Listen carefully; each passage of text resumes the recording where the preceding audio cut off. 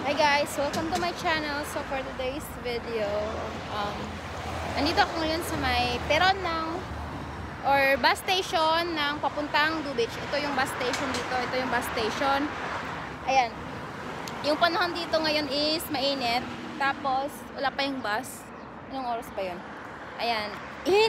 Hintayin muna natin kasi kanina naglakad ako doon. Galing ako doon sa kabilang kanto. Doon sa kabilang station. Naglalakad ako galing work. Kasi ang tagal ng bus, kaya nilakad ko na lang para konting exercise. And then this, wala pa yung bus. Pero nakalagay sa application is 1:33. 1:33, anong oras na? 1:32 na eh.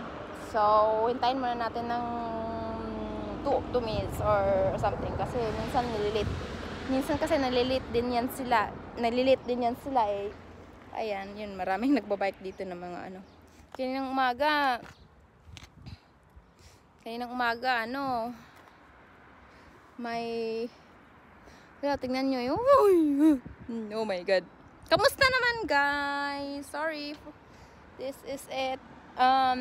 Yung weather dito is mainit siya, and then, wala pa yung bus. It's supposed to be, nandito na yun siya ngayon eh. Wala pa yung bus, hinihintay ko na lang yung bus na darating.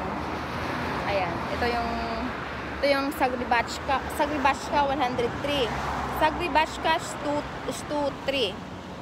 Wala pa yung bus, so hintayin natin ng ilang minuto talaga. 2 to 3 minutes. Wala pa nga. Yung sakyan ko na bus is 212 na bus.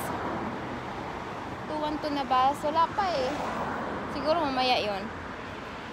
Ayan. So, oh my god. Walay. Yan yung hindi masyadong traffic dito. Yung si Croatia, hindi masyadong traffic. Compare sa atin sa Pinas dyan. Sa Pinas is matraffic. Dito si Croatia, hindi.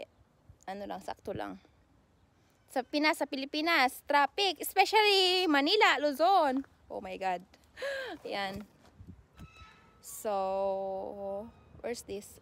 Pasensya na sa mukha ko because I'm so tired and yeah, that's the weather and wala pa yung bus. Saan ba yung bus?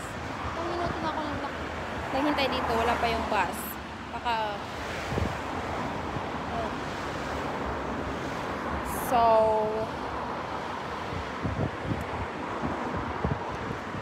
oras na. Just a second. So, malo. 37 na. Wala pa yung bus. The bus is late. You know? Wala pa. Okay, guys. Yan na muna, guys. Kasi ayoko muna mag-cellphone. Bye, guys. See you. Bye-bye.